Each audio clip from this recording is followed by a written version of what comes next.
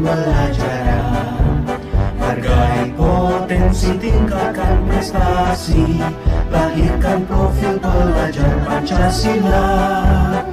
Belajar, bergerak, berbagi untuk negeri, kita menjalin kolaborasi. Belajar, bergerak, berbagi untuk negeri, demi bakti pada Ibu Pertiwi. Baik, terima kasih Pak Rama. Assalamualaikum warahmatullahi wabarakatuh. Waalaikumsalam Waalaikumsalam warahmatullahi wabarakatuh. Alhamdulillahirabbil alamin wassalatu wassalamu ala sayyidina Muhammad wa ala alihi wasallam. Yang kami hormati Bapak Kepala Sekolah SMK Negeri 1 Darul Aman, yang kami hormati Bapak Ibu para wakil, kemudian yang kami hormati Bapak Ibu Ketua Kombel, dan juga yang kami hormati Bapak Ibu yang berhadir di ruang Zoom ini. Bagaimana kabarnya Bapak Ibu, sehat? Alhamdulillah sehat. Alhamdulillah sehat. Sehat Pak. Baik, alhamdulillah, mudah-mudahan tetap sehat dan juga semangat ya Bapak Ibu sampai selesainya acara ya. Insya Allah. Oke, Bapak Ibu langsung kita mulai ya. Jadi perkenalkan, saya Mirza Zulfahmi dan juga ada kawan saya Bu Rini Tursina, kemudian selanjutnya Bu Fitri Yunita. Kami bertiga berkolaborasi untuk memaparkan budaya positif.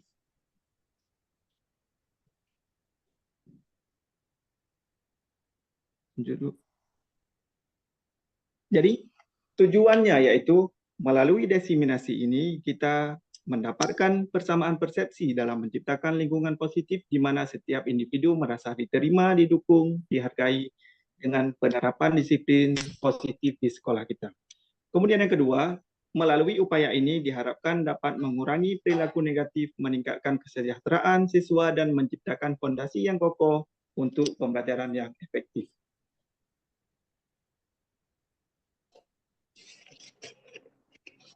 Kemudian untuk konsep intinya, Bapak Ibu. Jadi di sini ada 8 konsep inti yang kami buat.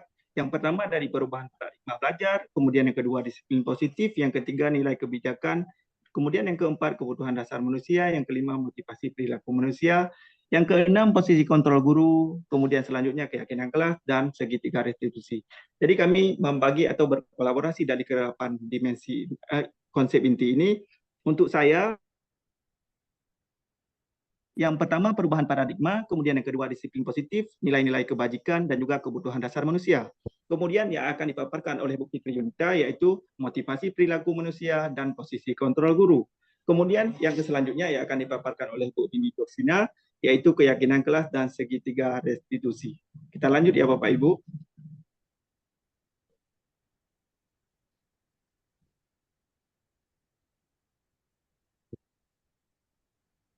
Bapak Ibu, di antara ketiga item ini ada budaya positif, lingkungan positif, dan disiplin positif. Menurut Bapak Ibu, mana yang pertama, yang kedua, dan yang ketiga? Bapak Ibu bisa mendengar saya? Bisa Pak. Iya. Izin jawab ya Pak ya. Disiplin. Iya Bu. Dan izin off cam ini Bapak ya. Ya menurut saya, mana lebih dulu nih antara budaya positif, lingkungan positif, atau disiplin positif? Menurut saya yang lebih dulu itu adalah disiplin positif, Pak. Dari disiplin positif itu, maka dia akan membudaya. Kemudian dari budaya itu terbentuklah lingkungan positif, di mana murid itu merasa aman dan nyaman, sehingga nantinya akan terwujud pembelajaran yang berpihak pada murid. Begitu, Pak. Baik, terima kasih Bu Intan. Ada lagi yang mau ditambahkan Bapak Ibu? Atau kita kunci jawabannya? Baik, tidak ada tambahan, langsung kita kunci ya Bapak Ibu. Kemudian selanjutnya,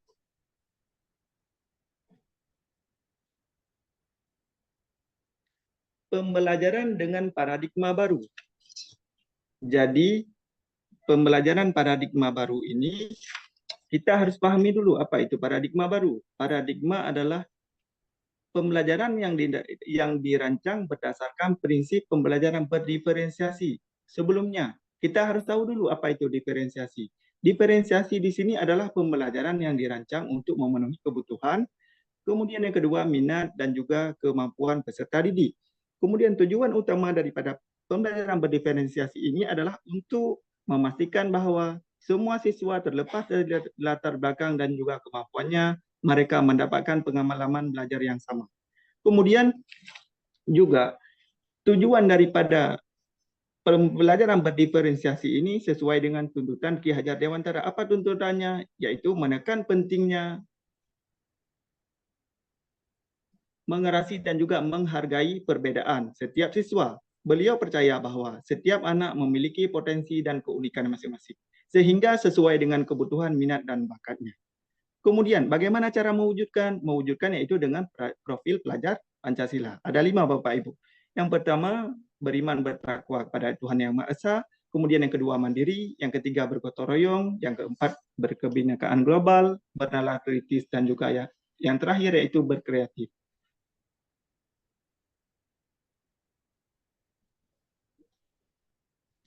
Ini miskonsepsi yang sering terjadi, Bapak Ibu. Jadi di teori kontrol ini yang pertama, ilusi guru mengontrol murid. Jadi yang sebetulnya kita tidak dapat bisa mengontrol murid jika ia tidak mau. Jadi harus ada dorongan sendiri dari murid tersebut. Kemudian yang kedua, yang menjadi miskonsepsi yang kedua, ilusi bahwa semua penguatan positif, efektif, dan bermanfaat. Jadi yang intinya, semisal bujukan dan juga nasihat, jika terlalu dalam, murid bisa ketergantungan dan tidak mandiri dalam mengontrol. Ini yang kedua. Kemudian yang ketiga, ilusi bahwa kritik dan membuat rasa bersalah. Di sini, kalaupun kita harus mengeluarkan kritik, maka kritiklah secukupnya. Dan kritik tersebut harus membangun, bukan malah membuat murid tidak percaya diri. Kemudian selanjutnya, ilusi bahwa orang dewasa berhak memaksa. Yang sebetulnya menentukan pilihan adalah hak masing-masing daripada manusia. Oke, kita lanjut ya Bapak Ibu.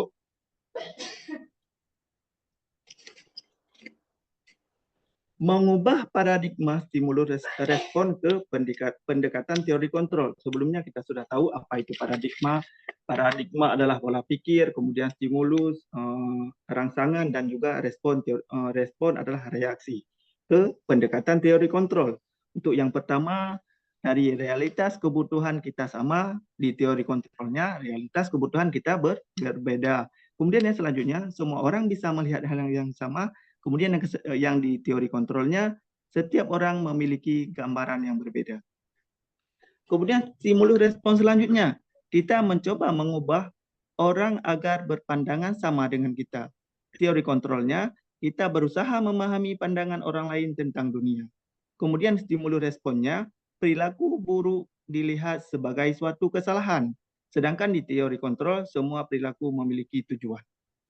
Kemudian stimulus responnya, orang lain bisa mengontrol saya, hanya Anda yang bisa untuk teori kontrolnya, hanya Anda yang bisa mengontrol diri Anda. Stimulus respon, saya bisa mengontrol orang lain, teori kontrol, Anda tidak bisa mengontrol orang lain. Kemudian untuk stimulus respon, pemaksaan ada pada saat bujukan gagal. Kemudian teori kontrolnya, kolaborasi, dan konsekuensi menciptakan pilihan-pilihan baru. Kemudian untuk stimulus respon selanjutnya, model berpikir menang atau kalah, model berpikir menang.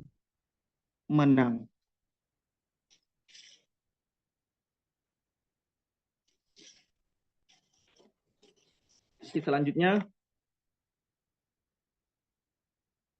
apa yang Bapak Ibu pikirkan atau bayangkan saat mendengar kata disiplin? Ayo Bapak Ibu, ada yang bersedia mau menjawab?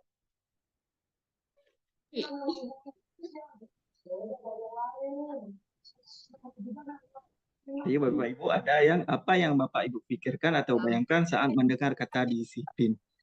Ini sering loh Bapak Ibu. Mematuhi segala aturan yang ada, Pak. Baik, terima kasih Bu Manda. Ada lagi Bapak Ibu? Tertib, Pak. Untuk menjawab Tertib. Pak Baik, ya. kita kunci ya jawabannya. Yang lain ada lagi? Ya, saya Pak ya.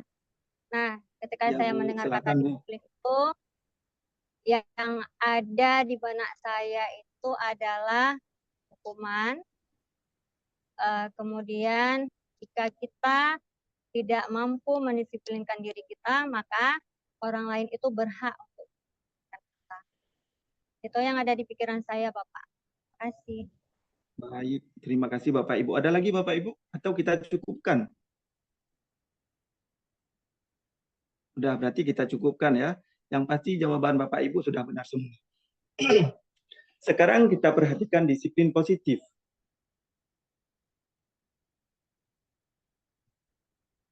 Disiplin, kalau di sini mengacu pada tanggung jawab terhadap apa yang dilakukan berdasarkan nilai-nilai yang diyakini.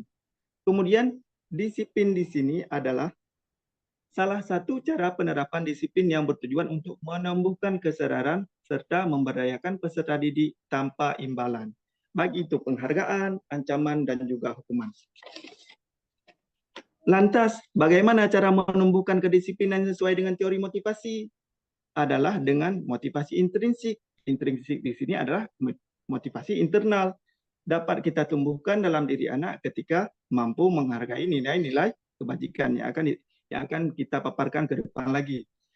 Kemudian yang ada pada diri anak, dan juga menuntun anak untuk menemukan nilai-nilai kebajikan yang telah diyakini bersama sesuai yang di sebelumnya, yaitu tentang tuntutan Ki Hajar Dewantara.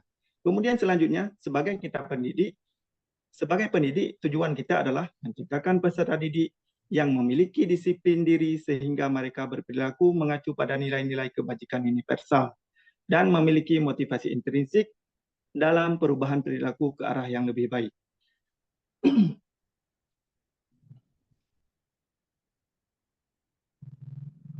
Kemudian nilai-nilai kebajikan. Apa saja sih nilai-nilai kebajikannya? Jadi nilai-nilai kebajikan nilai yang disepakati bersama, lepas baik itu dari suku, bangsa, agama, bahasa maupun latar belakang. Kemudian contoh-contoh nilai kebajikan yang pertama melalui profil pelajar Pancasila. Yang pertama ada yang namanya beriman bertakwa kepada Tuhan Yang Maha Esa. Kemudian yang kedua berakhlak mulia, yang ketiga berkebinekaan global, gotong royong, mandiri, kreatif, dan juga bernalar kritis. Ini yang melalui profil pelajar Pancasila. Kemudian selanjutnya nilai-nilai kebajikan daripada IBO atau yang dikenal dengan IBO Primary Year Program atau PYP. Di sini nilai kebajikannya adalah ada toleransi, rasa hormat, mandiri, menghargai, antusias, empati, keingintahuan, kreativitas, kerjasama, percaya, dan komitmen. Kemudian nilai kebajikan dari life skill atau keterampilan hidup dapat dipercaya, lurus hati, pendengar yang aktif, tidak merendahkan orang lain, dan memberikan yang terbaik dari diri. Jadi nilai kebajikan di sini ada 3, ada yang melalui profil pelajar Pancasila, kemudian ada melalui FYP, PYP, dan juga life skill. Dari ketiga ini adalah semua juga nilai-nilai kebajikan.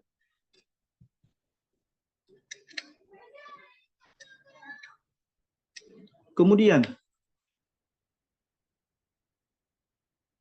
sebagai seorang pendidik, saat Anda perlu hadir di suatu pelatihan, motivasi apa yang mendasari tindakan Anda? Yang pertama, apakah Anda hadir karena ingin tidak ditegur oleh pihak panitia atau pengawas Anda dan mendapat surat teguran menghindari kenyamanan dan hukuman? Kemudian yang selanjutnya, Anda ingin dilihat dan dipuji oleh lingkungan Anda atau mendapatkan penghargaan sebagai kepala sekolah berprestasi. Kemudian selanjutnya, Anda ingin menjadi pembelajar sepanjang hayat, menjadi orang berusaha dan bertanggung jawab serta menghargai diri Anda sendiri sebagai teladan bagi murid-murid Anda.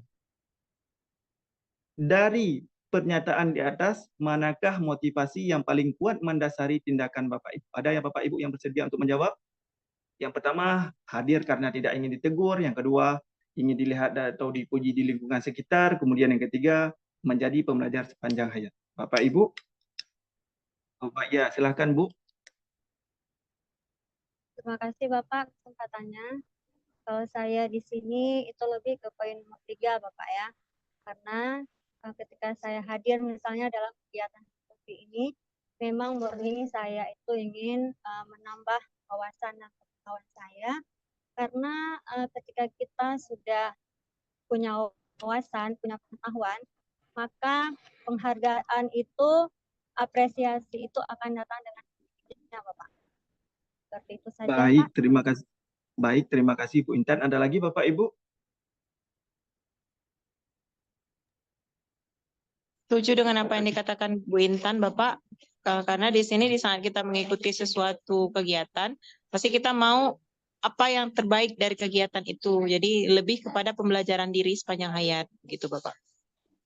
Baik, terima kasih Bu. Jadi mungkin dapat kita simpulkan nilai kebajikannya adalah menghargai nilai diri sendiri. Kemudian kita lanjut ya Bapak Ibu.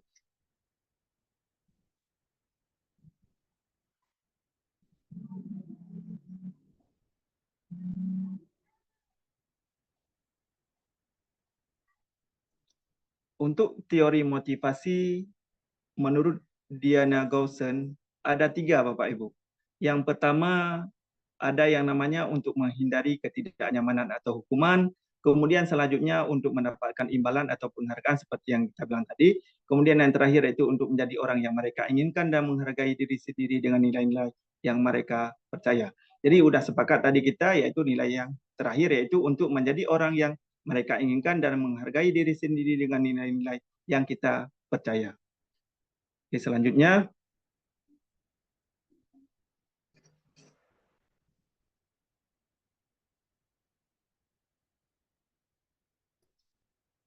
untuk identitas di sini ada 2 Bapak Ibu. Ada identitas gagal dan juga identitas berhasil. Untuk identitas gagal ini sebagai hukuman. Kemudian untuk identitas berhasil ada 2, ada sanksi atau konsekuensi dan juga yang terakhir yaitu restitusi. Yang harus kita pahami dulu apa itu hukuman. Hukuman adalah bentuk sanksi yang diberikan sebagai akibat langsung dari tindakan melanggar hukum atau aturan. Ini nanti akan dipaparkan oleh Bu Fitri Yunita yang akan lebih jelas lagi. Kemudian selanjutnya konsekuensi. Apa itu konsekuensi? Konsekuensi adalah akibat dari tindakan yang dilakukan. Kemudian restitusi, ini proses menciptakan kondisi bagi murid untuk memperbaiki kesalahan mereka. Jadi kalau identitas gagalnya ini yang sering kita terapkan atau yang sering terjadi di lapangan adalah hukuman. Tetapi kita dari sesuai dengan tuntutan tadi kita harus berubah menjadi identitas berhasil atau identitas sukses. Apa saja dari konsekuensi dan juga restitusi. Sebagai contoh saja Bapak Ibu. Sesuatu yang menyakitkan harus terjadi. Ini daripada identitas gagal. Kemudian untuk yang identitas berhasil, yang disiplin, sesuatu harus terjadi. Kemudian selanjutnya untuk restitusinya yaitu merupakan pilihan. Ini seperti yang saya paparkan tadi. Restitusi adalah menciptakan kondisi bagi murid untuk memperbaiki kesalahan. Kemudian sanksi ini adalah akibat dari tindakan yang dilakukan. Sedangkan hukuman bentuk sanksi yang diberikan sebagai akibat langsung dari tindakan dan laku. Kita lanjut ya Bapak Ibu, nanti akan dijelaskan lebih jelas oleh Bu Fitri Yunita.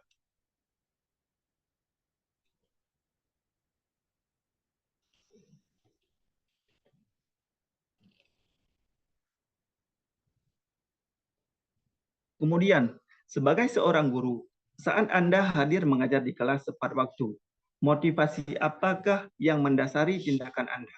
Apakah Anda datang tepat waktu karena yang pertama tidak ingin ditegur oleh atasan dan kemudian mendapat surat peringatan? Kemudian yang kedua, Anda ingin mendapat pujian dari atasan Anda dan mendapat penghargaan sebagai karyawan atau guru berprestasi. Kemudian yang ketiga, Anda ingin menjadi orang yang menghargai waktu. Dari 3 pernyataan tersebut, manakah motivasi yang paling kuat yang mendasari tindakan Bapak Ibu? Ada yang bersedia Bapak Ibu menjawab?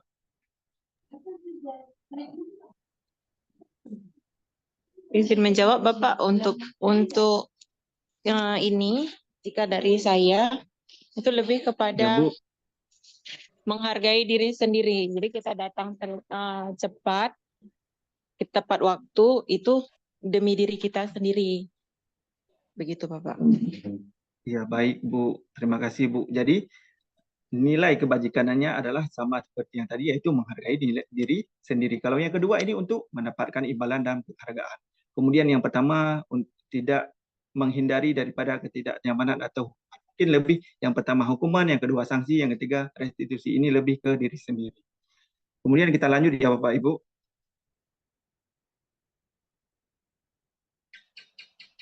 Kebutuhan dasar manusia. Definisinya gini Bapak Ibu. Segala sesuatu yang kita lakukan untuk mendapatkan apa saja yang kita inginkan. Ini kebutuhan kita Bapak Ibu. Kemudian seluruh tindakan yang kita lakukan ini memiliki nilai tertentu. Dan semua usaha terbaik yang kita lakukan adalah merangka kebutuhan dasar kita terpenuhi dengan baik. Kita lanjut. Kebutuhan dasar manusia ini ada 5 Bapak Ibu. Yang pertama ada yang namanya bertahan hidup. Apa bertahan hidupnya? Melalui dari yang pertama makanan, dari segi makanan, kemudian selanjutnya pakaian, kemudian tempat tinggal, keamanan, dan yang terakhir kesehatan. Ini daripada kebutuhan yang pertama, kebutuhan bertahan hidup. Kemudian yang kedua, kebutuhan kasih sayang dan rasa diterima. Apa saja? Rasa diterima, dipedulikan, berbagi, kerjasama, menjadi bagian dalam kelompok. Kemudian yang ketiga, kebutuhan dasar manusia yaitu penguasaan. Apa saja penguasaan? Dari harga diri, keinginan untuk dianggap, memimpin, berprestasi, diakui, dan didengar. Kemudian yang selanjutnya yang namanya manusia perlu kebebasan. Apa saja kebebasannya? Dari mandiri, memiliki pilihan, mencoba hal baru, mampu mengendalikan arah dirinya. Dan yang terakhir yaitu kebutuhan manusia kesenangan. Apa saja kesenangan? Mulai dari bermain, humor, antusiasme, dan juga tertawa. Kemudian untuk materi selanjutnya akan dipaparkan oleh Bu Fitri Yunita yaitu tentang motivasi perilaku manusia.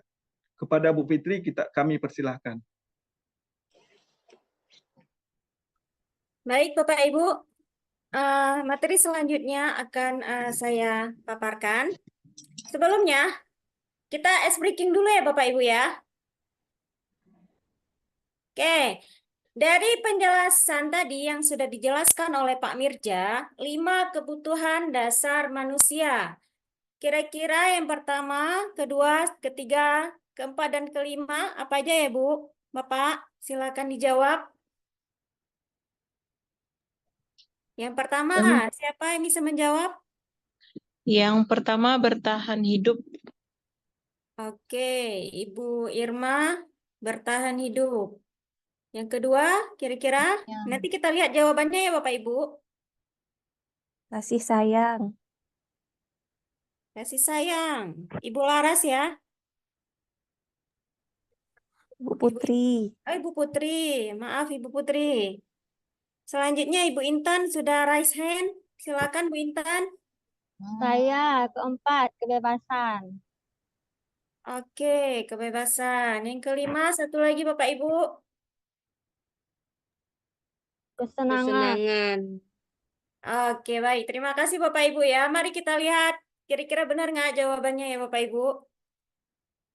Ya, jadi 5 kebutuhan dasar manusia yang sudah dipaparkan oleh Bapak Mirja tadi. Yang pertama bertahan hidup, kemudian yang kedua kasih sayang, ketiga penguasaan, keempat kebebasan, dan kelima kesenangan. Baik, saya akan melanjutkan materi selanjutnya Bapak Ibu, yaitu tentang motivasi perilaku manusia. Jadi, motivasi perilaku manusia itu dia ada intrinsik dan ada ekstrinsik. Ya, ekstrinsiknya biasanya perilaku manusia itu untuk menghindari ketidaknyamanan atau hukuman. Terus ada juga untuk mendapatkan imbalan atau penghargaan dari orang lain. Dan yang ketiga yaitu untuk menjadi orang yang mereka inginkan, menghargai diri sendiri dengan nilai yang mereka percayai. Jadi ini merupakan motivasi perilaku manusia yang ada di dunia lah, begitu Bapak Ibu ya. Jadi kita lanjut. Oke.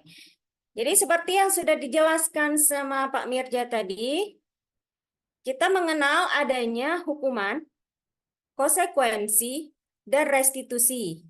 Bagaimana yang dikatakan hukuman Bapak Ibu? Kira-kira ada yang bisa menjelaskan kira-kira yang kita lakukan selama ini di sekolah lebih ke hukuman, konsekuensi, atau restitusi?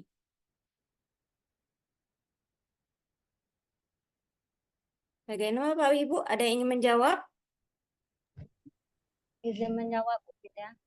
Iya, boleh Bu Intan, silakan.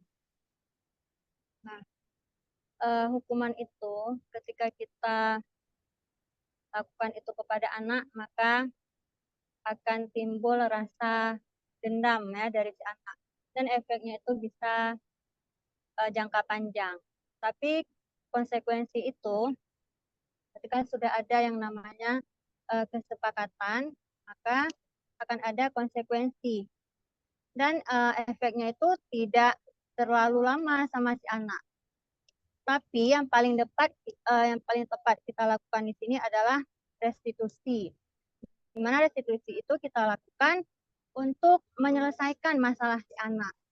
Tetapi penyelesaian masalah itu bukan dari kita.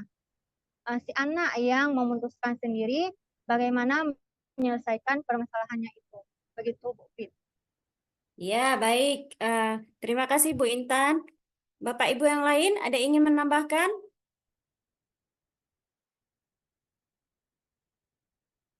Oke, baik, Bapak Ibu. Ketika kita piket gitu, ada anak-anak yang terlambat gitu. Yang sering kita lakukan di sekolah biasanya apa ya, Bapak Ibu? Yang kenyataannya yang sering kita lakukan? Hukuman ya. Ya.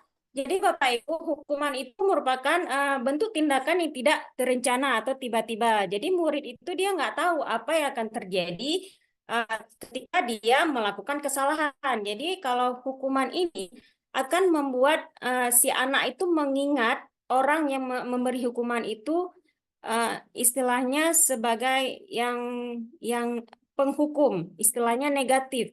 Jadi dia akan ingat selalu hukuman itu, oh bahwa ibu ini menghukum saya. Jadi itu akan menimbulkan kemarahan dia itu sampai walaupun dia sudah tamat sekolah, itu hukuman. Konsekuensi itu dia terencana atau disepakati sesuai peraturan. Misalkan hari ini si Ani misalkan dia terlambat ke sekolah gitu ya, Bapak Ibu. Terus kita berembuk dengan dia. Kita tanya sama dia, kamu ini terlambat hari ini. Jika kamu besok terlambat, maka kamu harus terima konsekuensinya. Kamu harus membaca ayat kursi misalkan, ya. Jadi itu konsekuensi yang kita tetapkan dengan anak. Dan si Ani itu menjawab iya. Jadi jika dia terlambat di hari selanjutnya, maka itu ya ketika kita memberikan bentuk kepada murid itu namanya konsekuensi. Misalkan dia sudah terlambat besoknya gitu. Berarti ketika kita bilang, Ani kamu terlambat hari ini. Jadi konsekuensinya kamu sudah tahu kan? Iya Bu. Jadi di situ ada kesamaan persepsi antara si murid dengan guru. Jadi si muridnya tidak akan menganggap guru itu sebagai orang yang menghukum, tetapi dia akan lebih berpikir positif terhadap guru. Oh, ibu ini memberikan kepada saya konsekuensi atas tindakan saya yang salah. Ya, begitu ya Bapak Ibu. Terus yang terakhir ada namanya restitusi. Restitusi itu proses menciptakan kondisi bagi murid untuk memperbaiki kesalahannya. Jadi restitusi ini lebih ke arah dia setelah mendapatkan konsekuensi, terus ada pembentukan karakter dari konsekuensi tadi itu. Tadi kan seperti saya jelaskan, konsekuensinya kamu harus membaca ayat kursi misalkan. Jadi dengan membaca seperti itu merupakan pembentukan karakter bagi dia. Jadi dia akan selalu mengingat oh jika saya salah gitu, maka saya harus bisa jadi istighfar. Pokoknya dia akan mengingat hal-hal yang gitu. Oke, baik, kita lanjut Bapak Ibu. Ini ada contoh kasus untuk hukuman, konsekuensi, dan restitusi. Ada seorang siswa tidak mengerjakan tugas.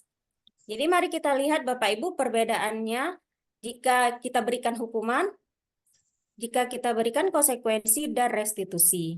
Jadi kalau kita memberikan hukuman, berarti misalkan contoh hukumannya, kamu harus berlari keliling lapangan sebanyak 10 kali, seperti itu. Jadi tindakan guru yang terlihat di murid itu, guru itu marah dan murid itu merasa ketakutan. Terus kalau dia berupa konsekuensi, guru memberikan konsekuensi untuk mengerjakan sesuatu pada jam istirahat. Misalkan, kamu harus menuliskan surat Al-Fatihah sebanyak 10 kali ya, seperti itu. Jadi guru itu di sini dia tegas dan murid menghormati peraturan yang sudah disepakati tadi bersama guru. Dan yang terakhir yaitu restitusi, guru menanyakan keyakinan kelas dan membantu menyelesaikan masalahnya. Jadi restitusi ini sebenarnya terjadi ketika kita dan murid di awal sudah membuat kesepakatan atau keyakinan kelas. Misalkan jika ada yang terlambat, maka hukumannya adalah baca Yasin, seperti itu. Jadi di restitusi ini dia ada pembentukan karakternya Bapak Ibu ya.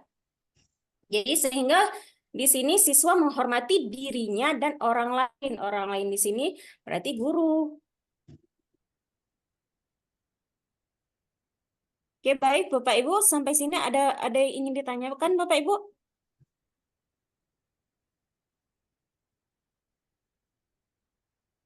Oke, jika tidak ada saya lanjutkan dulu Bapak Ibu ya. Oke. Kemudian ada yang namanya posisi kontrol guru. Apakah yang dilakukan selama ini telah efektif memerdekakan dan memandirikan serta berpusat pada murid? Seperti yang sudah dijelaskan oleh Bapak Mirja tadi, posisi kontrol guru itu ada 5, yaitu ada penghukum tadi dan lainnya. Kira-kira yang kita laksanakan di sekolah itu kira-kira efektif belum Bapak Ibu?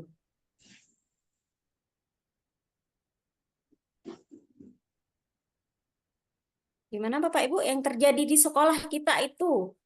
Sudahkah efektif? Apakah kita memang menghargai murid kita yang sudah kita lakukan? Kontrol kita terhadap murid kita? Dia ada kontrol sebagai manajer, ada kontrol sebagai penghukum gitu.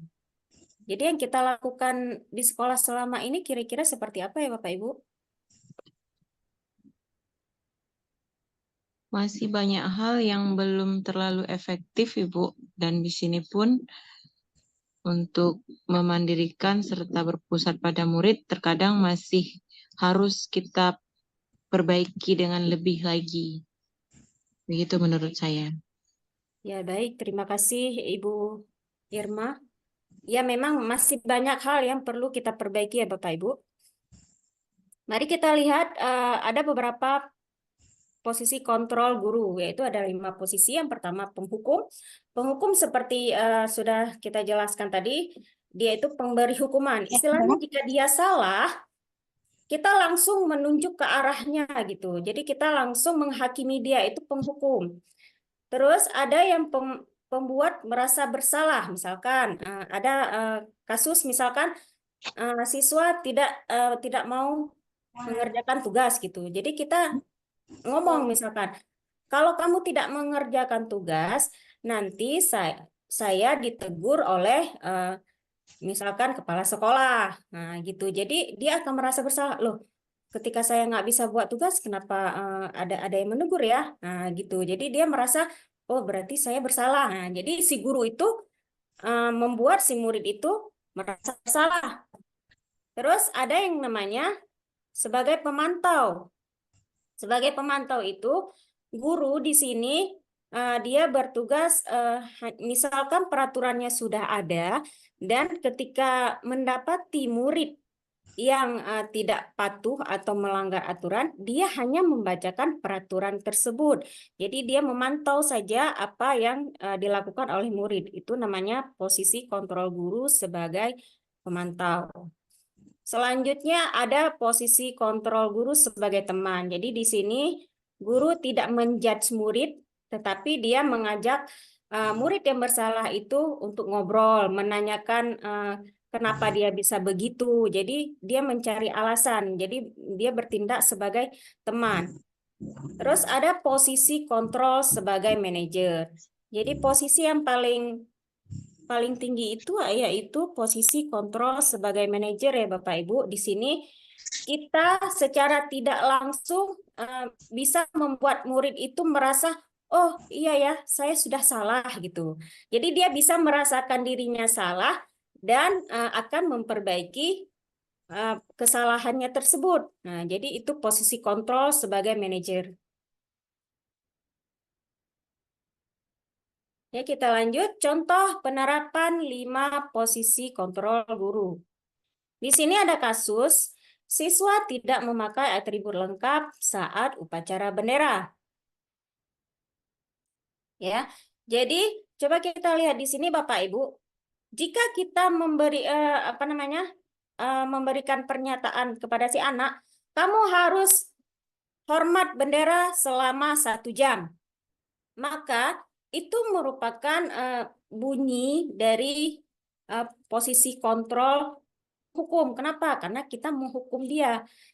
Terus ada yang mungkin kita mengeluarkan pernyataan gitu, atau kita nanya gitu. Berapa kali Bapak Ibu harus memberitahu kamu? Kamu selalu membuat Bapak mengecewakan kamu. Nah, jadi di situ dia merasa bersalah. Oh, Bapak marah sama saya. Jadi si anak itu merasa sedih gitu. Jadi kita itu termasuk posisi kontrol pembuat rasa bersalah. Kira-kira Bapak Ibu, posisi pembuat merasa bersalah yang pernah kita lakukan di sekolah atau sering kita lakukan di sekolah, apa ya Bapak Ibu? Bisa berbagi Bapak Ibu, silakan. Yang terjadi di kelas misalkan, pernah nggak gitu Bapak Ibu membuat murid itu merasa bersalah?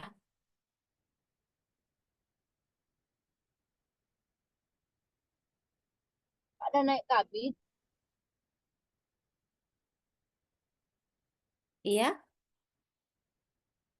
Bagaimana Bapak Ibu?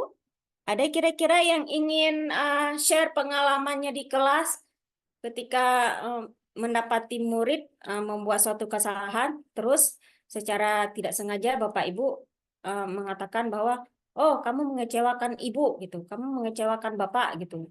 Berarti posisi kontrol kita sebagai guru itu berada pada posisi pembuat merasa bersalah gitu. Ada yang ingin share pengalamannya Bapak Ibu? Silakan.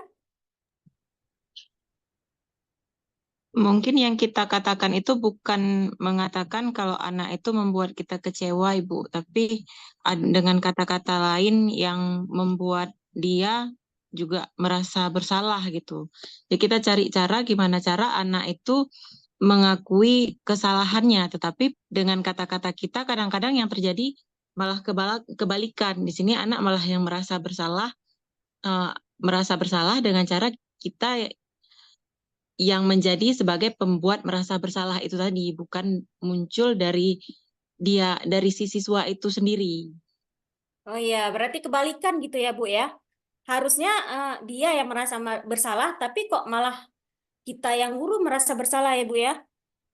Maksudnya gini, ini kan ceritanya kita tidak mengatakan kamu mengecewakan saya gitu, kamu mengecewakan ibu. Tetapi dengan kata-kata yang lain, kita buat dia itu dengan segala kata-kata kita maunya si anak ini merasa bersalah. Jadi terakhir jadinya kita membuat dia merasa bersalah. Tapi dari sisi si anak ini sendiri, dia memang merasa bersalah, tapi tidak merasa bersalah karena kesadaran sendiri, tapi karena omongan kita tadi. Oh ya, berarti karena kita tegur makanya dia merasa gitu Bu ya. Iya. Berarti bukan dari dia sendiri ya. Mm-mm.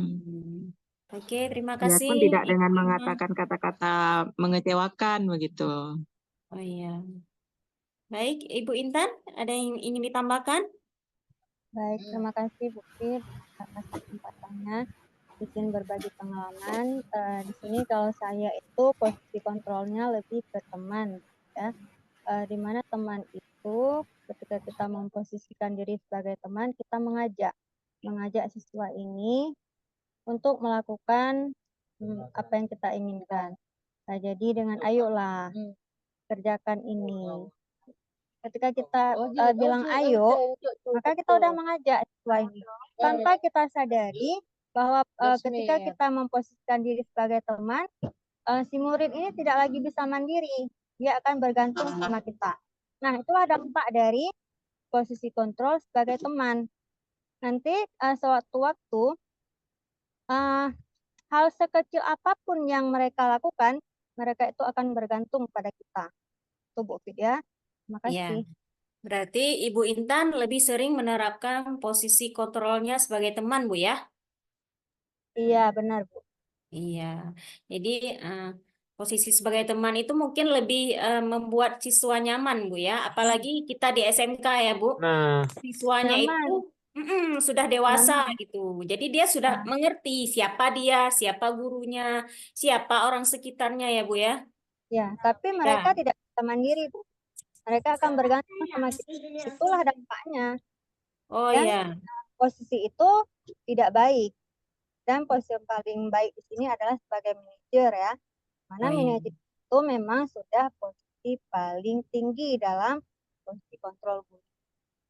Ketika Iya. kita udah jadi manajer, kita nanti akan menerapkan restitusi. Nah, siswa ini akan memecahkan masalah mereka sendiri.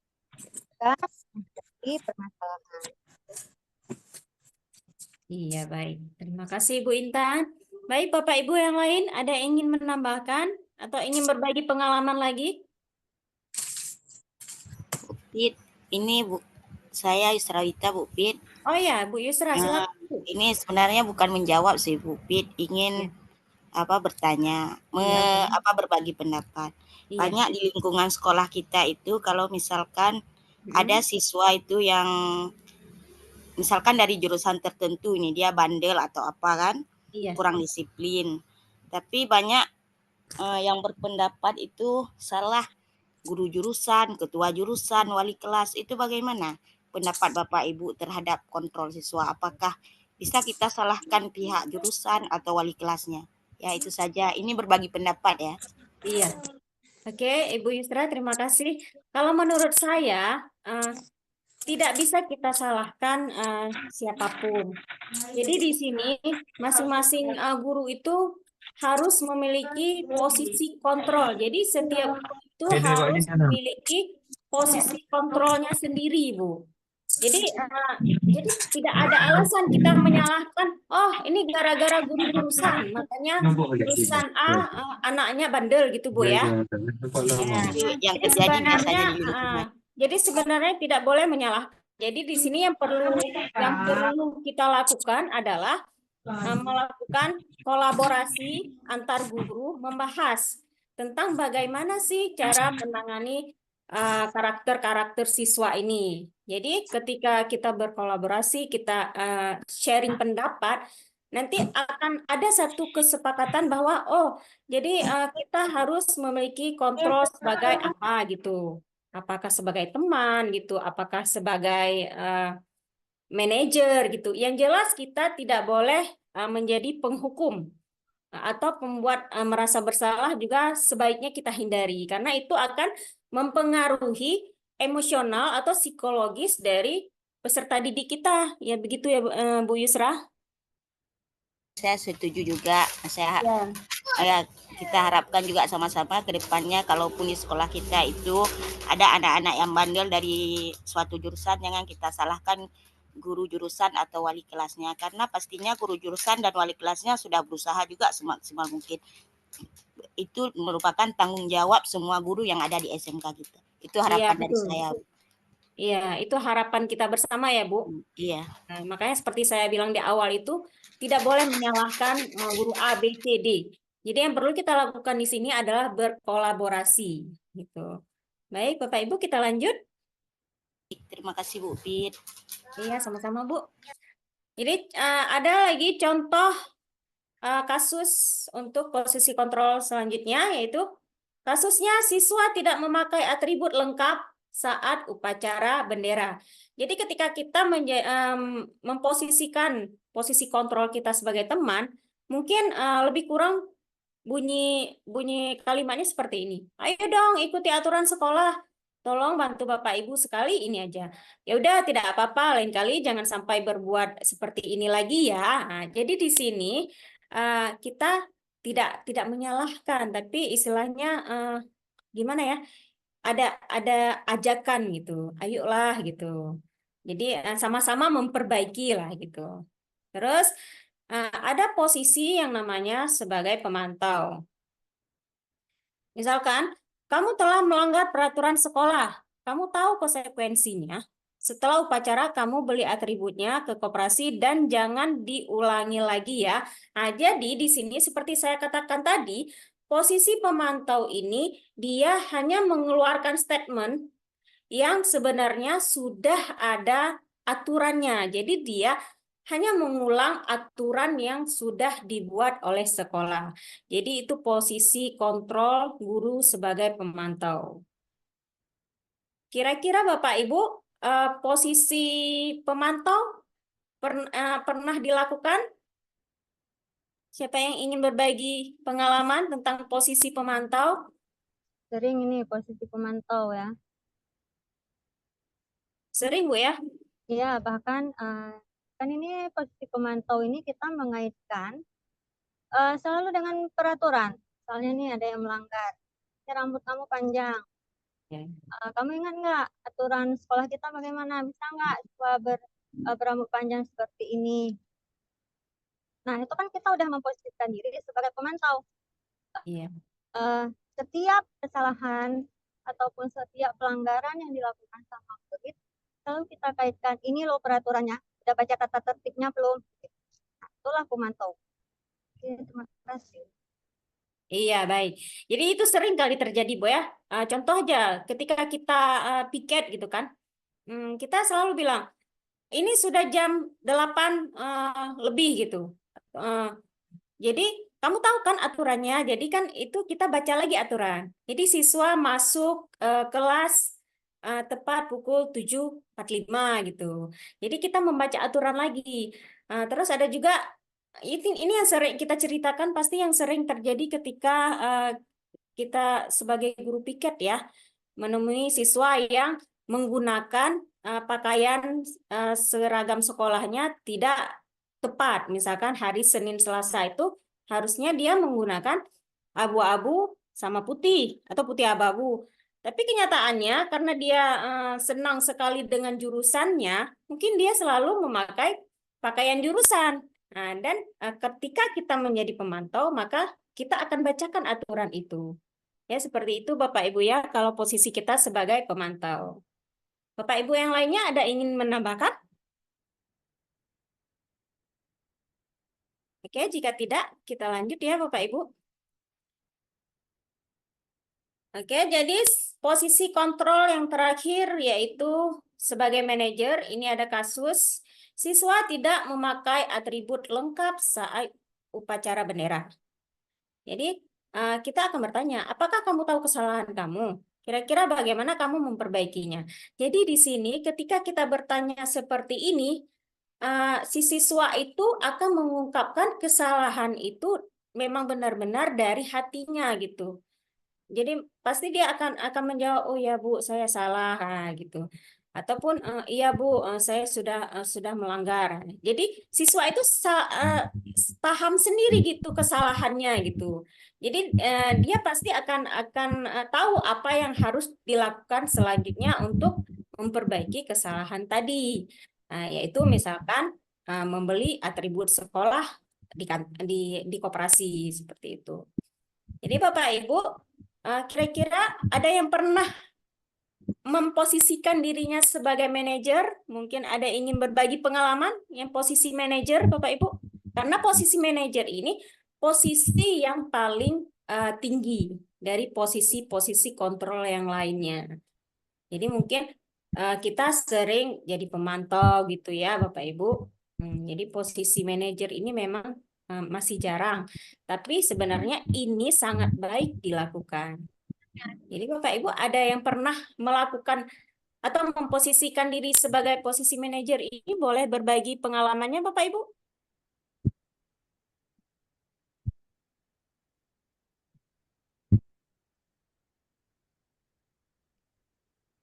Bagaimana Bapak Ibu? Tidak ada?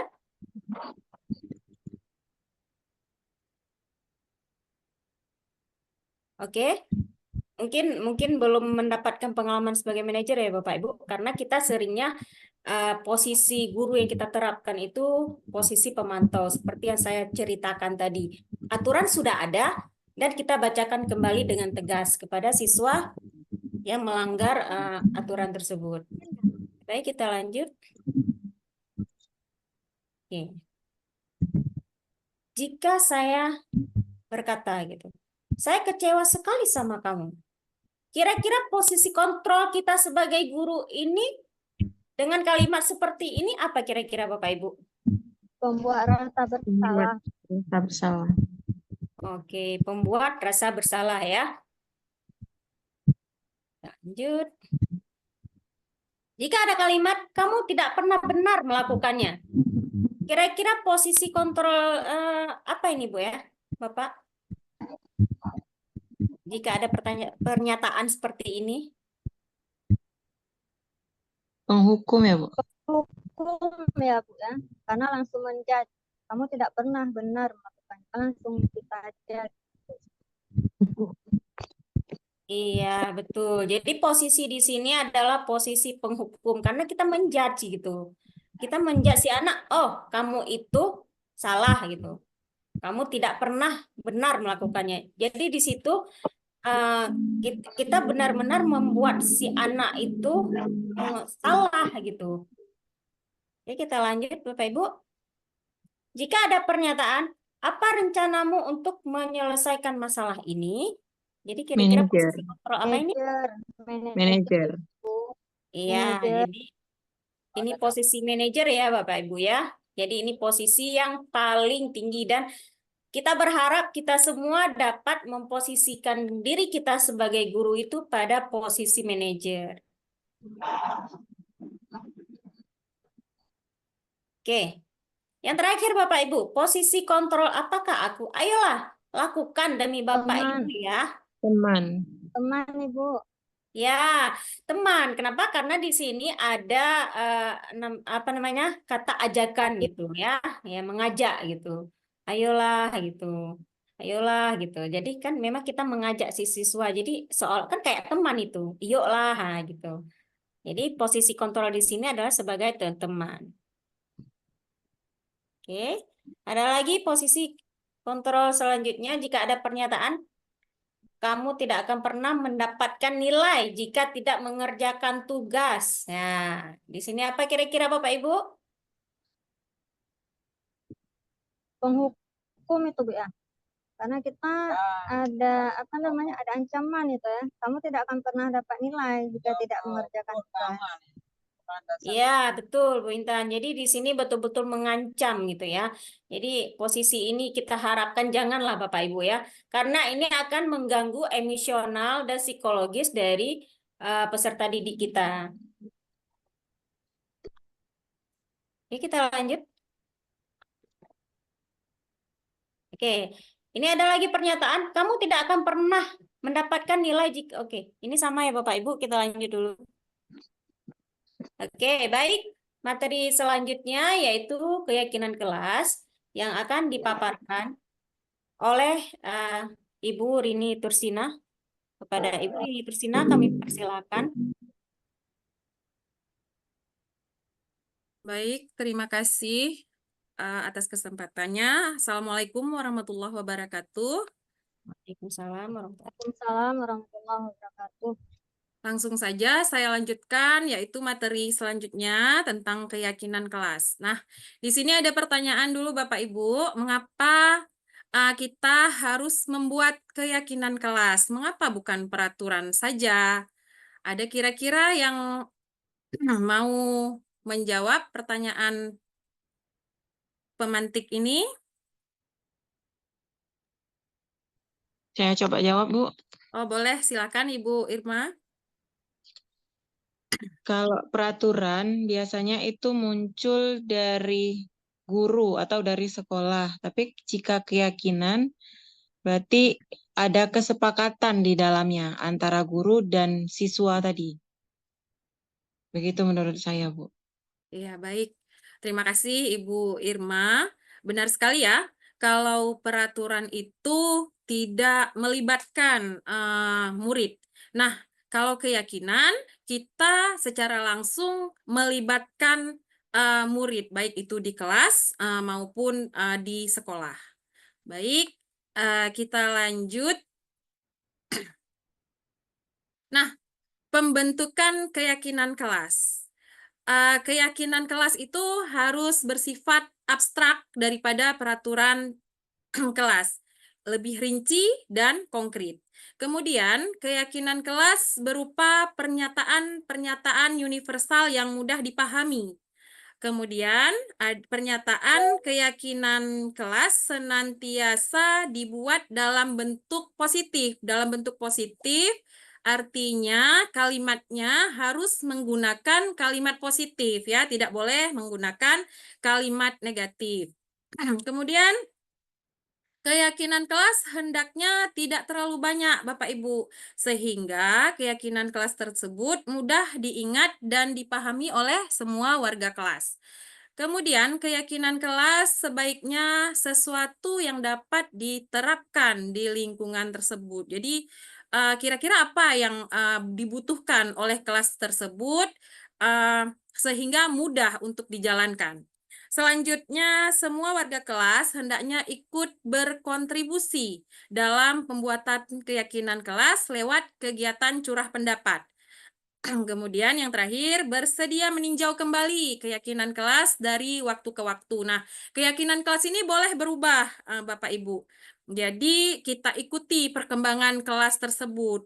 Ya, tidak hanya monoton itu-itu saja dari setiap dari tahun ke tahun. Jadi, boleh diikuti perkembangan kelasnya itu bagaimana. Oke, kita lanjut.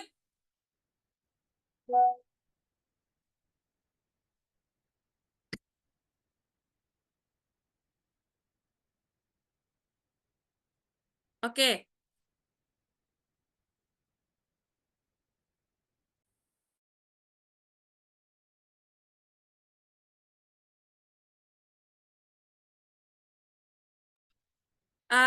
Lanjut, berikutnya adalah kita masuk ke segitiga restitusi. Nah, apa itu segitiga restitusi, Bapak Ibu? Segitiga restitusi ini udah nampak nih, ada gambar segitiga. Kita lihat dulu pengertiannya. Segitiga restitusi yaitu suatu proses dialog menciptakan kondisi murid untuk memperbaiki kesalahannya sehingga karakter mereka lebih kuat ketika kembali pada kelompoknya dan akan menghasilkan murid yang mandiri dan bertanggung jawab. Di sini, segitiga restitusi itu yang pertama yang harus kita lakukan sebagai guru yang posisi kontrolnya itu sebagai manajer adalah posisi kontrol yang paling baik untuk digunakan.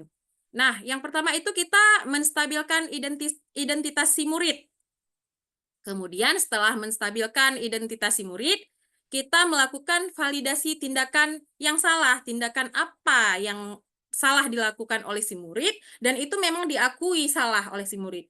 Kemudian yang terakhir, menanyakan keyakinan kelas. Nah, kembali lagi, kan kita udah buat tadi tuh keyakinan kelas kita. Kemudian kita ulang kaji lagi, mengingat kembali apa keyakinan kelas, apakah sinkron dengan kesalahan yang mereka buat. Baik, kita lanjut. Nah, Di sini kita lihat dulu menstabilkan identitas. Berdasarkan prinsip, membuat kesalahan itu adalah bagian dari proses pembelajaran. Nah, di sini ada pernyataan, berbuat salah itu wajar. Ini pernyataan-pernyataan ini bisa dipakai atau digunakan untuk menstabilkan identitas si murid ketika si murid ini melakukan kesalahan. Kemudian pernyataan yang kedua, tidak ada manusia yang sempurna. Kemudian yang ketiga, Bapak atau Ibu tidak mau mencari siapa yang salah, tapi Bapak atau Ibu ingin mencari solusi dari permasalahan ini. Kemudian kalimat berikutnya, kamu berhak merasa seperti apa yang kamu lakukan. Nah, itu merupakan contoh-contoh pernyataan atau kalimat untuk menstabilkan identitas murid. Baik, kita lanjut. Nah, kemudian berdasarkan prinsip setiap perilaku berupaya memenuhi suatu kebutuhan tertentu. Di sini terlihat pada pernyataan kamu pasti punya alasan mengapa melakukan hal itu. Nah, ini kembali seperti yang sudah disampaikan oleh Bapak Mirja tadi dengan Ibu Fitri bahwa manusia itu mempunyai kebutuhan dasar ya. Jadi ketika siswa atau murid ini melakukan kesalahan, pasti ada sesuatu tuh kebutuhan dasarnya yang belum terpenuhi, maka dia melakukan kesalahan. Nah, itu harus ditinjau Bapak Ibu dalam posisi kontrol kita sebagai guru. Kemudian kalimat yang kedua itu ada, padahal kamu bisa melakukan yang lebih baik dari yang ini. Dan kamu patut bangga karena telah melindungi sesuatu yang penting buat kamu. Kemudian, kamu melakukannya karena mempertahankan sesuatu yang penting bagimu. Nah, ini merupakan pernyataan-pernyataan yang termasuk dalam menstabilkan identitas murid. Oke, kita lanjut. Kemudian, berdasarkan prinsip teori kontrol, bahwa pada dasarnya kita termotivasi secara intrinsik. Intrinsik berarti dari dalam, seperti yang sudah dijelaskan, disampaikan oleh Bapak Mirja tadi. Ya, ini berarti intrinsik memang dari dalam diri, tidak ada faktor dari luar ya. Nah, kalimat pernyataannya, yang pertama, apa keyakinan kelas kita, Nak? Bisa seperti itu ya. Kemudian nilai-nilai apa yang telah kita sepakati bersama, yang sudah kita diskusikan bersama. Kemudian seperti apa gambaran sebuah kelas yang ideal menurut kamu, dan kemudian kamu ingin menjadi orang seperti apa. Gitu. Kita lanjut. Nah, ini ada beberapa dokumentasi dari budaya positif. Yang pertama, senyum, salam, sapa, sopan, dan santun. Jadi kita sebenarnya sudah melakukan ya Bapak Ibu, budaya positif ini setiap paginya kita menunggu kedatangan siswa di gerbang, kemudian siswa bersalaman, kita juga saling sapa, menanyakan kabar. Kemudian tidak hanya menanyakan kabar, bagi siswa yang terlambat, pasti kita tanya nih, kenapa kamu terlambat? Kemudian, alhamdulillah siswa-siswa kita sebagian besarnya masih bersikap sopan santun, dan itu merupakan budaya positif yang harus terus kita jalankan. Kemudian berikutnya, kemudian ada budaya positif yasinan. Bapak Ibu, jadi setiap Jumat kita sudah melakukan budaya positif yang berbentuk yasinan yang dilaksanakan oleh seluruh siswa di sekolah kita bersama dengan para dewan guru. Oke, kita lanjut. Dokumentasi berikutnya ada budaya positif, ini membentuk keyakinan kelas. Beri salam. Assalamualaikum warahmatullahi wabarakatuh. Waalaikumsalam warahmatullahi wabarakatuh. Tegak gerak.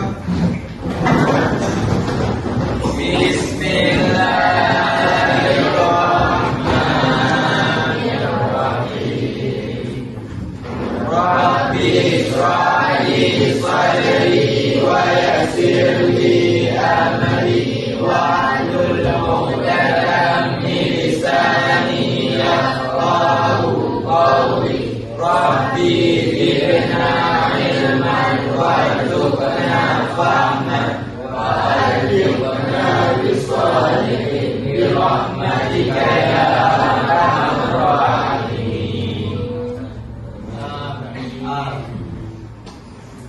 baik semuanya.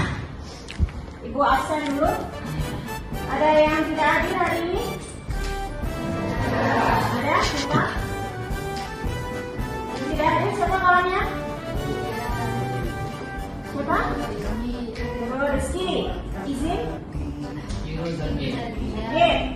Oke, baik. Hadir ya. Yang lain hadir ya. Ada yang masih kira-kira terlambat nggak? Ada ya? Oke, baik. Jadi hari ini kita akan buat yang namanya keyakinan kelas ya. Keyakinan kelas itu berbeda dengan peraturan kelas. Kalau keyakinan kelas itu suatu yang kita buat, yang kalian buat dan akan kalian jalankan. Jadi kalian sepakati bersama itu. Tetapi kalau peraturan itu bisa saja ibu yang buat, kalian jalankan.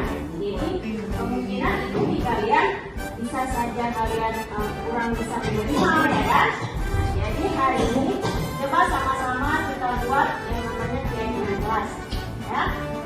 Cara buatnya jangan pernah menggunakan kata jangan ya, terus dilarang ataupun tidak boleh. Oke, karena kata-kata negatif itu biasanya malah memancing kalian itu untuk mengerjakan. Misal, tidak boleh membuang sampah sembarangan. Secara psikologi terkadang itu kalau dibilang jangan, kalian ngertiin nggak? Iya kan? Ya, malah itu membal ya kan? Nah, jadi secara psikologi kata-kata ini tidak boleh digunakan. Ya, jadi gunakan misalkan kalimat yang positif. Contoh, misalkan jangan buang sampah sembarangan. Kalimat positifnya ya. Jangan buang sampah sembarangan. Itu kan kalimat negatif kan?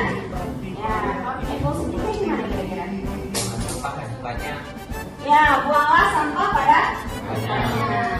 Ya, jadi ada nilai kebaikan di situ atau ada nilai kebajikan di situ. Buanglah sampah pada tempatnya. Artinya kalian itu membiasakan sebuah kegiatan kebersihan, baik kebersihan diri maupun kebersihan kelas. Jadi ibu akan membagikan sticky note kepada kalian. Jadi masing-masing dari kalian akan menuliskan satu kalimat tentang keyakinan kelas. Ya, yang menurut kalian itu akan bisa kita jalankan dan harus kita jalankan. Paham? Ada pertanyaan? Ada? Tidak. Kalau tidak, ibu bagikan ya. Berbagi untuk negeri, kita menjalin kolaborasi. Belajar bergerak berbagi untuk negeri demi bakti pada Ibu Pertiwi.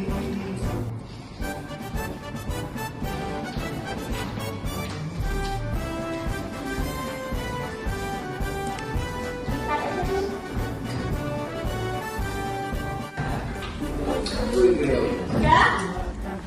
Jadi sticky note yang sudah dibagikan itu silakan kalian tulis keyakinan kelas yang kalian yakini. Silakan tulis. Ingat menggunakan kalimat yang positif.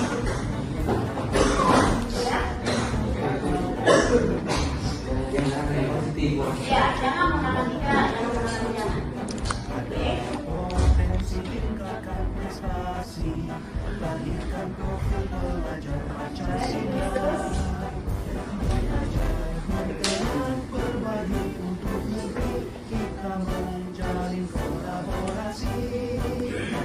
Belajar bergerak berbagi untuk negeri demi bakti pada Ibu Pertiwi.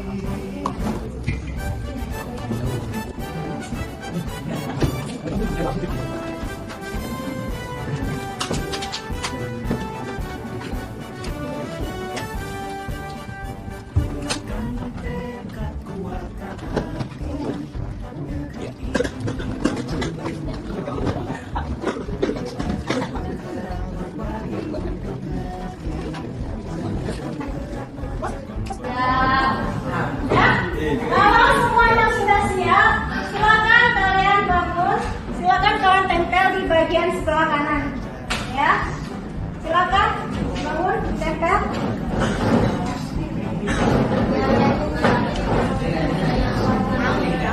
Ya, semuanya.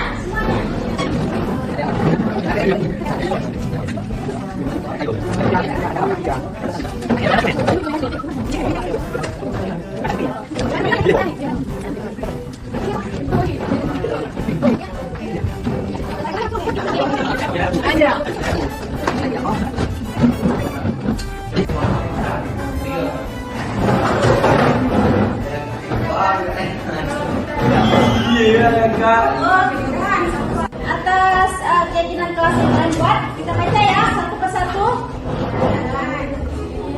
Yang pertama, gunakan HP seperlunya. Bisa? Bisa. Oke, kalau bisa kita tulis dulu.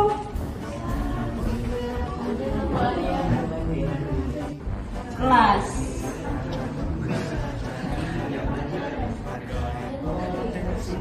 Kelas 11 TKJ ya. Oke, tadi yang pertama apa Ibu bilang? Ibu baca, gunakan HP seperlunya.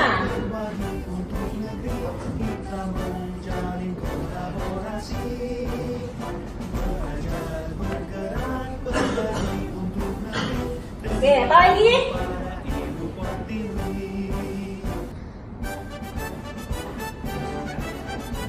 Buanglah sampah pada tempatnya. Oke.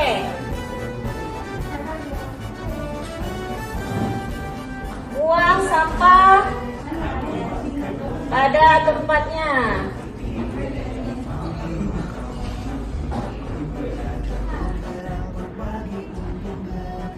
Jagalah kebersihan. Ini sama ya. Kita ngambil lagi ya. Buang sampah pada tempatnya dengan jagalah kebersihan sama kan? Ya. Oke, kita lihat yang lain. Jagalah kebersihan. Oke, ini ada satu. Tertiblah di dalam ruangan kelas. Tertib. Berarti tidak ada boleh ada yang gabung ya. Ya, tertib.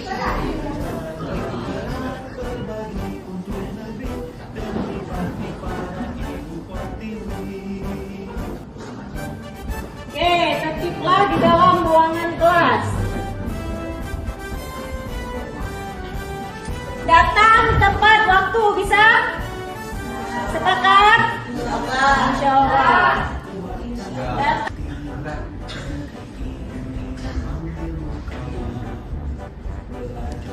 Sama peralatan lab ya.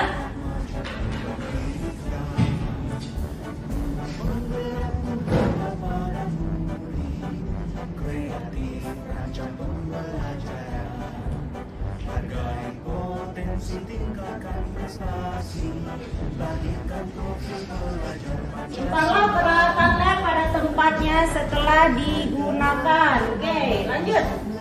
Kita lihat lagi.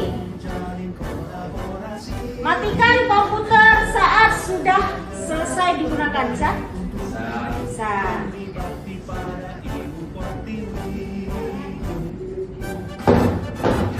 Bahasanya kita perbaiki ya.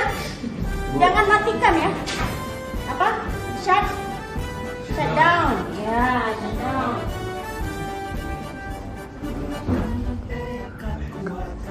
Shut down komputer setelah digunakan. Oke? Jaga kebersihan. Oke, semoga kelas kita kelas yang bersih ya. Datang tepat waktu, sudah? Sudah. Oke, ini ada yang curhat nih, banyak nih. Ayo berdoa sebelum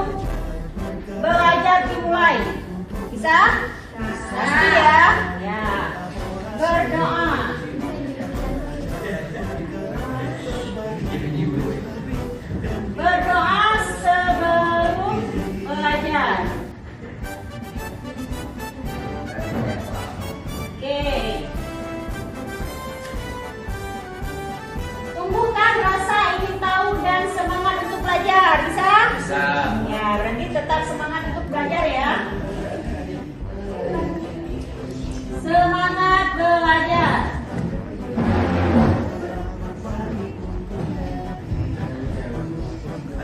Oke, menjagalah sampah di dalam lingkungan sekolah. Sama ya, jaga kebersihan kan? Ya. Gunakan HP seperlunya sudah. Jagalah kerapian kelas. Ada di situ? Ya. Yang mana? Tertib ya. Oke, sama ya. Oke. Lebih baik menunggu 30 menit daripada terlambat 1 menit. Apa ini? Sudah ada ya, ada catatan waktu. Tertiblah di ruangan kelas, sudah ada. Buanglah sampah pada tempatnya, sudah ada.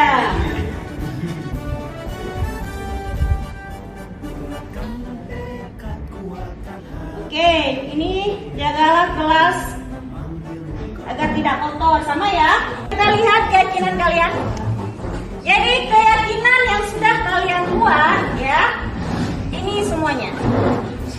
Yang pertama, gunakan HP seperlunya. Yang kedua, buanglah sampah pada tempatnya.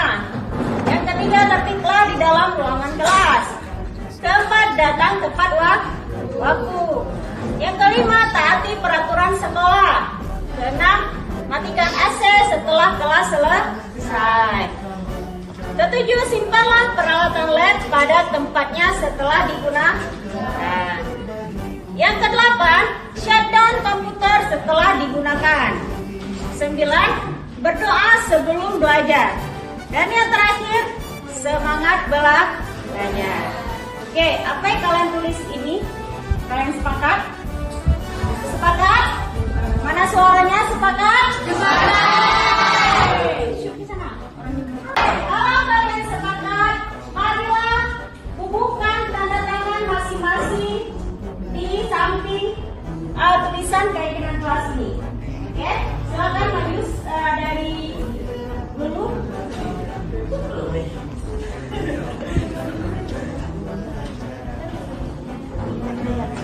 Iya, sananya kecil-kecil aja.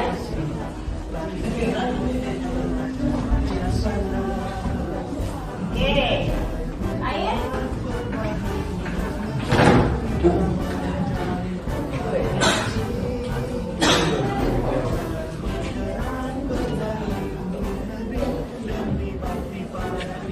Apa benar ya? Ya, Bu.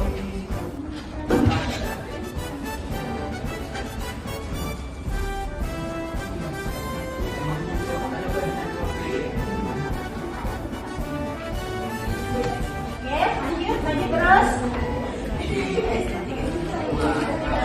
Ayo maju, 4 orang bisa. 4 orang bisa ya, sekali maju. Maju terus. Belakang, iya.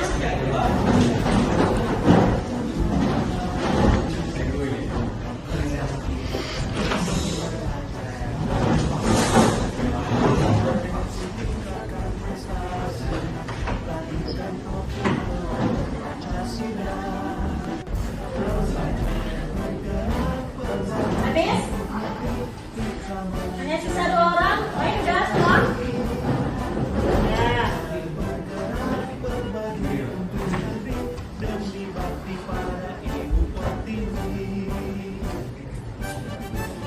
Oke. Baik. Jadi, kesepakatan kelas ini sudah kalian tanda tangani dan kalian sepakati.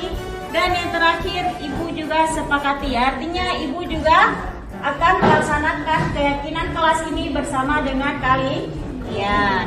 Oke.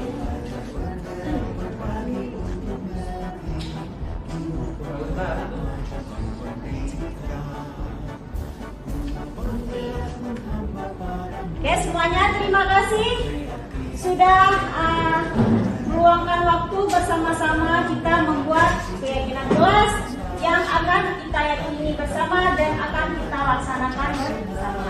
Jadi harapan Ibu nanti apa yang sudah kita tulis ini kita jalankan dengan baik. Ibu akhiri, assalamualaikum warahmatullahi wabarakatuh.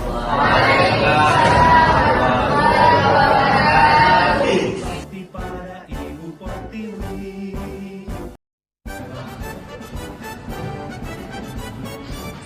Assalamualaikum warahmatullahi wabarakatuh. Perkenalkan, nama saya Muhammad Hikal. Saya dari kelas 11 SMKN 1 Darul Aman. Saya sangat senang sekali dengan pembuatan keyakinan kelas bersama Bu Fitri Yunita, sehingga kelas kami menjadi lebih tertib, aman, dan jamak. Sekian, Assalamualaikum warahmatullahi wabarakatuh.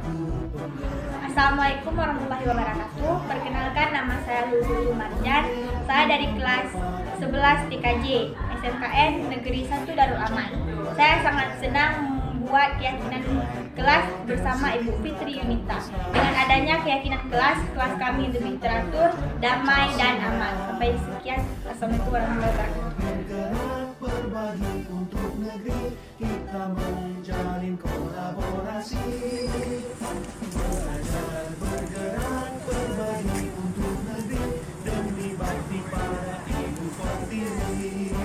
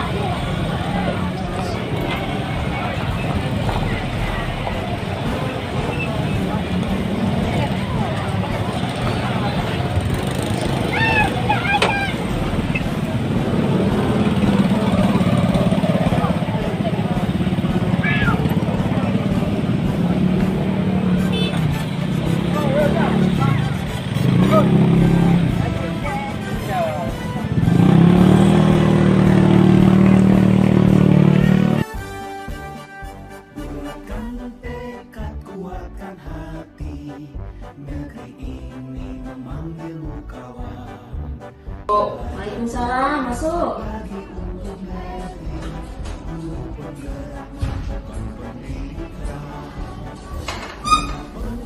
Ibu itu mendapatkan laporan bahwa Raihan kemarin itu waktu sedang rapat, Raihan bolos sekolah. Apakah benar? Ya Bu, benar Bu. Jadi waktu membolos itu Raihan kemana? Ke kafe Bu. Kafe, baik Raihan. Jadi setiap orang itu memang tidak sempurna. Jadi setiap itu orang itu pasti pernah melakukan kesalahannya, ya. Jadi menurut Raihan itu ke kafe itu kira-kira ada manfaatnya? Tidak Bu, kami membuat Ibu cemas serta melanggar aturan sekolah, dan juga kami bisa ditangkap Satpol PP kalau ketahuan kami membolos Bu. Ya, jadi membolos yang Raihan lakukan kemarin itu benar atau salah? Salah Bu. Salah, ya. Jadi kenapa Raihan membolos? Kemarin saya bosan dalam kelas Bu, dan ada teman yang mengajak, maka dari itu kami membolos Bu. Ya, jadi sekarang Raihan sudah paham belum? Apakah masih akan membolos lagi? Sudah Bu, kami minta maaf Bu, kami tidak akan pernah membolos lagi. Jadi untuk kedepannya, jika Bapak Ibu sedang rapat, kira-kira apa yang akan Raihan lakukan?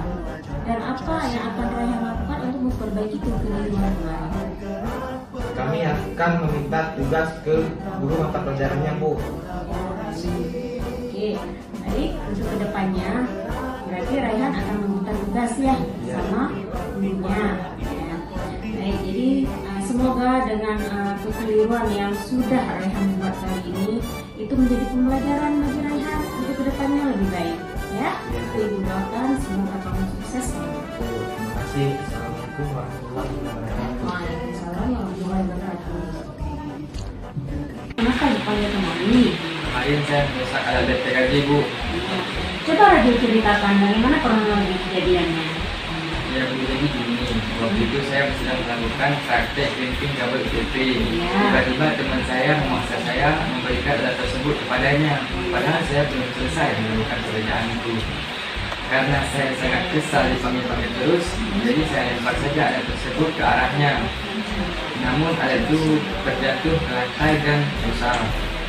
Oh iya, begitu ya. Jadi gini, kita sebagai manusia memang punya salah ya. Sebagai manusia pasti pernah melakukan kesalahan, itu tidak sempurna. Jadi kamu sudah mengakui kesalahan kamu. Kenapa kamu harus melempar alat tersebut? Karena saya sangat kesal, Bu. Saya sedang menggunakan alat tersebut, tapi tiba-tiba dipanggil oleh teman saya dan memaksa saya untuk memberikan alat tersebut. Jadi menurut Raju, tindakan itu benar atau salah? Salah, Bu. Saya tidak bijak dan sabar dalam menghadapi teman saya yang memaksa tersebut. Jadi untuk kedepannya, apa yang akan Raju lakukan untuk memperbaiki kekeliruan yang sudah Raju buat ini? Saya akan mengganti alat tersebut, Bu. Iya, baik. Kamu sudah bertanggung jawab terhadap kekeliruan yang kamu buat. Jadi lain kali Raju hati-hati ya. Jadi ketika menggunakan alat lab, ketika di lab itu harus hati-hati ya. Ya, Bu. Saya dengan tulus. Iya, sama-sama. Semoga Raju kedepannya lebih sukses, lebih berhati-hati kalau di lab ya.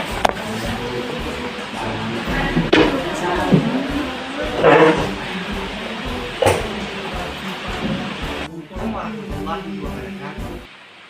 Perkenalkan, nama saya Raihan. Saya berasal dari sekolah SMK Negeri 1 Darul Aman. Di sini saya ingin menyampaikan bahwa dengan adanya penetapan segitiga restitusi, saya dapat menyadari bahwa atas kesalahan yang saya lakukan dan saya mendapatkan solusi atas permasalahan yang saya buat dan dapat mengevaluasi kesalahan tersebut. Assalamualaikum warahmatullahi wabarakatuh. Assalamualaikum warahmatullahi wabarakatuh. Perkenalkan, nama saya Muhammad Pasha. Saya berasal dari SMKN 1 Darul Aman. Saya sangat senang difasilitasi oleh Ibu Fitri tentang kekeliruan yang telah saya lakukan. Ibu Fitri membantu saya untuk menyelesaikan masalah saya menggunakan segitiga restitusi. Beliau membantu tanpa menghakimi sedikit pun kesalahan saya. Terima kasih, Bu. Saya merasa sangat lega. Assalamualaikum warahmatullahi wabarakatuh. Warahmatullahi wabarakatuh. Perkenalkan, nama saya Fitri Rita SD. Saya merupakan CGP Angkatan 11 dari SMKN 1 Darul Aman. Saya ingin merefleksikan terkait penerapan budaya positif di sekolah, bahwa dengan penerapan budaya positif yang sudah saya terapkan, seperti membuat keyakinan kelas, segitiga restitusi, menyambut siswa dengan 3S, senyum, salam, dan sapa, yasinan di pagi Jumat, dan refleksi setelah pembelajaran, maka hal tersebut dapat membentuk karakter murid melalui pembiasaan positif, sehingga terbentuk lingkungan positif di sekolah. Namun dalam hal ini penerapannya masih belum efektif, sehingga saya berencana melakukan perbaikan, yaitu dengan penerapan secara konsisten dan berkolaborasi penuh dengan semua warga sekolah. Terima kasih. Assalamualaikum warahmatullahi wabarakatuh. Oke. Mungkin ada tanggapan atau penambahan dari Bapak Ibu yang sudah pernah melakukan segitiga restitusi atau sudah pernah melakukan keyakinan kelas di kelasnya Bapak Ibu, silahkan kita sharing ya Bapak Ibu, saling berbagi.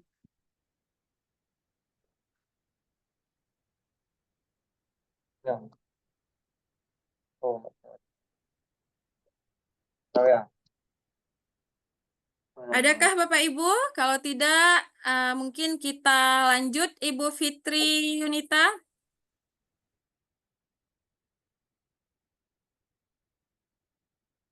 Nah, dari sekian pemaparan dari kami bertiga tadi, sampailah di penghujung, yaitu di penutup dan kesimpulannya Bapak Ibu. Dalam penerapan program disiplin positif, hendaknya kita sebagai guru itu memiliki standar kepribadian, profesional, dan sosial yang baik, di mana guru mampu merefleksi dirinya dalam posisi kontrol. Sebagai apa? Sebagai manajer yang menuntun murid-muridnya menjadi insan yang mandiri, merdeka, dan bertanggung jawab. Oke, cukup sekian pemaparan dari saya dan dari Ibu Fitri Yunita serta Bapak Mirza Zulfahmi. Kemudian saya kembalikan kepada Bapak Rahmatur Ramadan sebagai host dalam acara webinar Diseminasi Disiplin Budaya Positif. Silakan Bapak Rahmatur Ramadan. Baik, terima kasih. Saya ucapkan kepada Bapak Ibu materi yang telah menyampaikan materi yang sangat berguna pada malam hari ini. Kesimpulan yang kita dapatkan pada malam hari ini adalah diseminasi malam ini yang saya dapat simpulkan, kita tidak akan dapat mengontrol seseorang jika orang tersebut tidak ingin dikontrol. Disiplin positif dapat menimbulkan budaya positif. Dan budaya positif dapat menciptakan lingkungan yang nyaman dan positif. Ada 5 hal kebutuhan dasar manusia, yaitu bertahan hidup, kasih sayang, penguasaan, kebebasan, dan kesenangan. Dan 5 hal positif kontrol guru, yaitu penghukum, pembuat rasa bersalah, terus pertemanan, pemantauan, dan manajer. Keyakinan kelas dapat dibuat dengan kesepakatan antara guru dan siswa. Selanjutnya, yang terakhir segitiga restitusi. Memiliki 3 proses, yaitu menstabilkan identitas, validasi tindakan yang salah, dan menanyakan keyakinan kelas. Baik, terima kasih kepada para materi kita malam ini, yaitu Bapak Mirza Zulfahmi, Ibu Rini Tursina, dan Ibu Fitri Yunita yang telah berbagi praktik baik kepada kita. Dan terima kasih buat semua rekan-rekan yang telah hadir pada malam hari ini. Saya ucapkan terima kasih dan saya akhiri dengan ucapan salam. Baik, sebelumnya kita melakukan foto bersama. Mohon diaktifkan semua kameranya.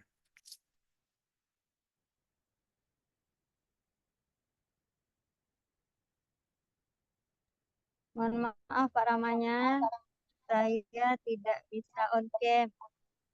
Memang gelap. Baik, baik Bu. Bu Fit, slide-nya bisa Slide-nya ditutup Bu Fit? untuk kita ngambil foto bersama.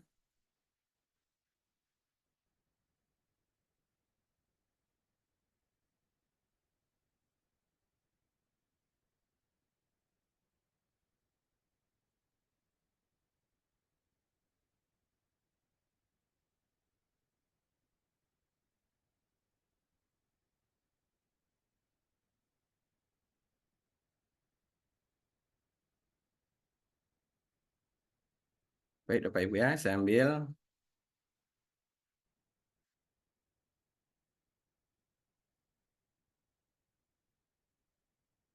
Saya salam.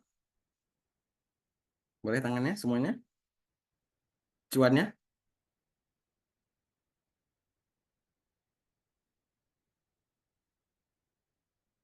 Oke, baik. Terima kasih semuanya. Saya akhiri dengan Assalamualaikum warahmatullahi wabarakatuh. Waalaikumsalam warahmatullahi wabarakatuh. Waalaikumsalam warahmatullahi wabarakatuh. Ibu Pertiwi